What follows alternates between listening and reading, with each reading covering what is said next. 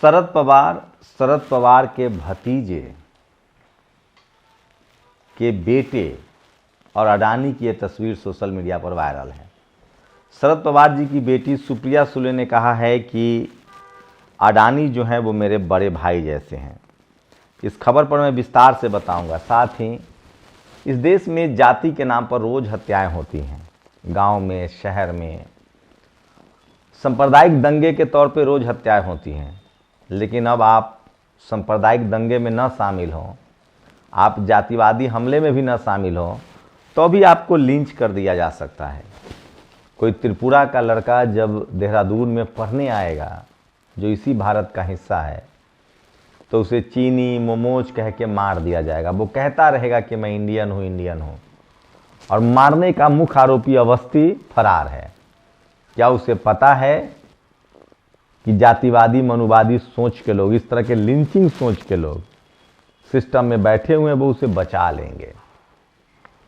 आप कोई छत्तीसगढ़ के बघेल हैं, केरल में जाके रोजी रोटी कर रहे हैं, तो वहाँ भी कोई इसी तरह का जातिवादी सांप्रदायिक आपको बांग्लादेशी कह के मार देगा। मुसलमानों की लिंचिंग आम हो गई है, जातीय हिंसा लगातार हो रही है। इन तमाम खबरों पर बात होनी चाहिए, लेकिन कोई टीवी अखबार बात नहीं करेगा। अब कोई लेख नहीं लिखता है, किसी को इसकी चिंता नहीं है। मेरी कोशिश है कि लगातार आपसे इस मामले पर बात की जाए, और इसलिए मैं कहता हूं कि सोशल मीडिया ही सच्चा मीडिया है, सोशल मीडिया ही बहुजन मीडिया है। तो ये दोनों खबरों को मैं विस्तार से बताऊंगा। नमस्कार, मैं शंभू कुमार सिंह और आप देख रहे हैं नेशनल दस्तक।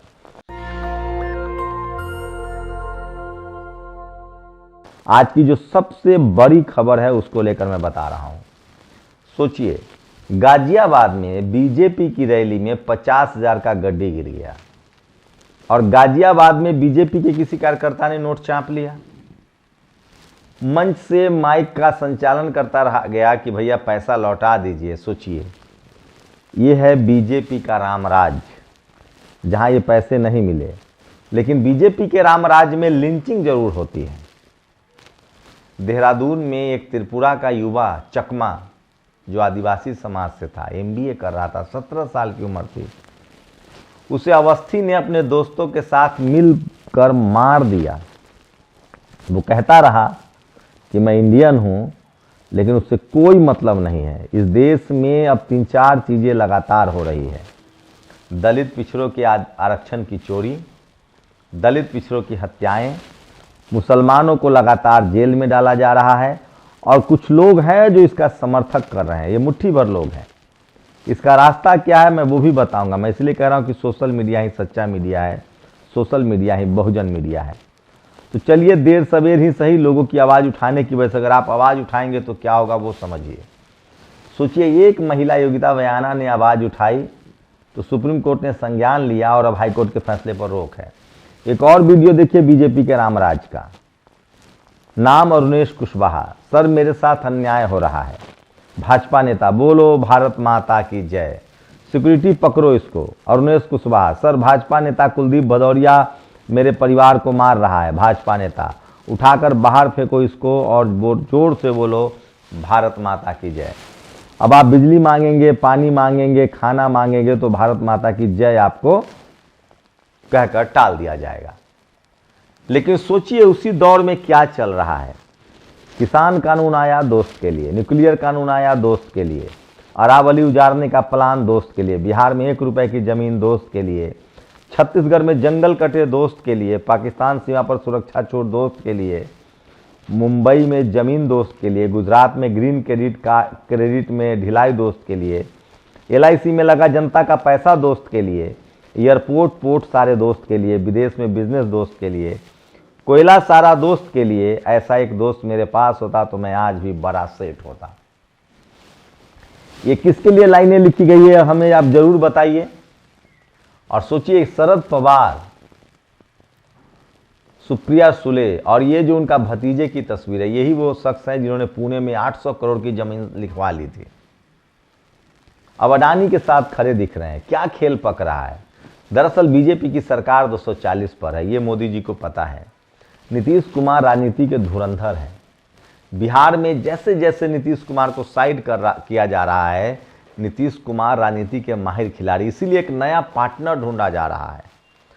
अब शिवसेना के ठाकरे तो आएंगे नहीं, क्योंकि उनका तो दूध से मुंह जला हुआ है, छाछ भी फूंक कर पीते हैं।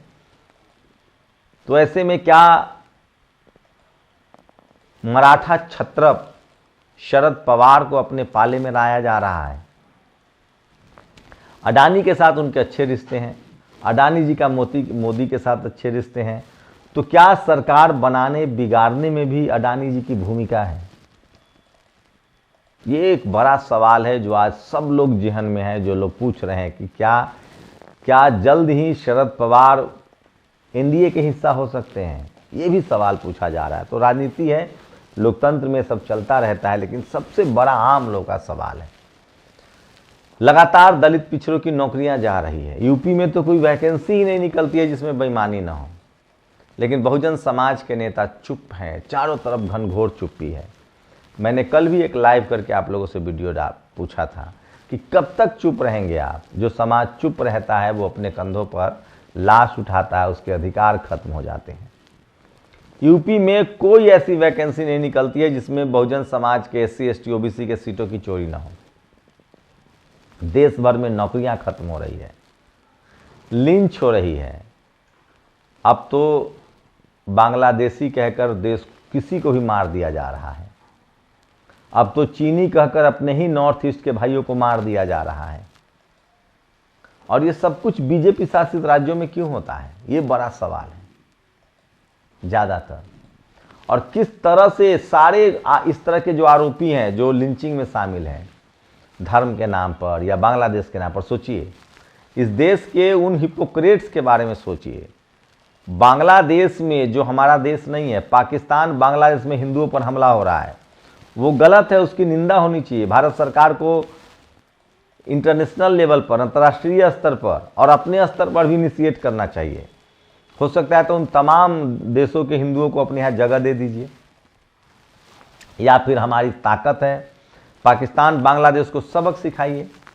लेकिन सोचिए वहां मारे जाने वाले हिंदुओं की चिंता है, लेकिन अपने ही देश में NCRB के आंकड़े उठाइए, सबसे ज्यादा दलित आदिवासियों की हत्याएं होती है, पिछड़ों की हत्याएं होती है, मुसलमानों की हत्याएं होती है, उस पर चर्चा नहीं है।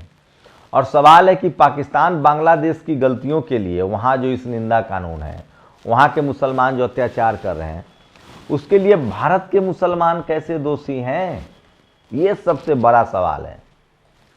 अच्छा, भारत के मुसलमान अब एक कट्टर हैं। कैसे कट्टर हैं भाई? हमने तो उनको कभी मस्जिद में, मंदिर में घुसते हुए नहीं देखा है पिछले 10 साल में। तो ये लोग अकबर बाबर के जमाने में चले जाएंगे। अरे अकबर बाबर का जमाना राजाओं का जमाना था। वहां तमाम राजा एक दूसरे राजा के खिलाफ षड्यंत्र करते थे। और अकबर बाबर के यहाँ कौन लोग नौकरी करते थे? टोडरमल, बीरबल, तानसेन, कौन नृत्यांगनाएं होती थी? तो अकबर बीरबल का बदला जुम्मन मियां से लिया जा रहा है। दरअसल लब्बो लुआबी है कि देश की सामाजिक राजनीतिक स्थिति ठीक नहीं है। देश में लोकतंत्र खतरे में है, लगातार लोगों की नौकरियां जा रही है, बेरोजगारी बढ़ रही है, युवा परेशान है। आज पप्पू यादव ने ट्वीट किया, देखिए पोस्टर, किस तरह से युवा परेशान है। लोगों को अपने करियर की चिंता सता रही है, नौकरियां नहीं है, महंगाई बढ़ रही है, और बच्चे अब तो किसी की कोई गारंटी नहीं कि कौन कहां लिंच कर दे। अब तो कोई पर्दा भी नहीं रहा, लाज शर्म भी नहीं रहा। रेपिस्टों के पक्ष में रैलियां निकल रही है, जो दोषी साबित हो गए उनके पक्ष में। दोषी जो साबित हो गए उनको पैरोल दिया जा रहा है, उनके पैर छुए जा रहे हैं, और उनके पक्ष में नारेबाजी भी हो रही है, हत्यारों को माला पहनाया जा रहा है। ये सब कुछ हम लोग देख रहे हैं, सब कुछ रिपोर्ट हो रहा है, सब कुछ आप सुन रहे हैं। एक बेहतर मुल्क के लिए ज़रूरी है, एक बेहतर देश के लिए ज़रूरी है, एक बेहतर लोकतंत्र के लिए ज़रूरी है कि लोक लाज बना रहे, जाति धर्म के नाम पर हिंसा खत्म हो, पढ़ाई लिखाई, स्कूल, अस्पताल, दवाई की बात हो, तब देश मजबूत बनेगा, चाहे किसी की सरकार हो। शुक्रिया। नेशनल दस्तक की आपसे गुजारिश है कि अगर इसको बचाना चाहते हैं तो नेशनल दस्तक को सब्सक्राइब करने के लिए रेड कलर के सब्सक्राइब बटन को दबाएं, फिर बेल आइकन की घंटी दबाएं। नेशनल दस्तक को बचाने के लिए बहुत ज़रूरी है कि हर खबर को शेयर करें, लाइक करें, कमेंट जरूर करें।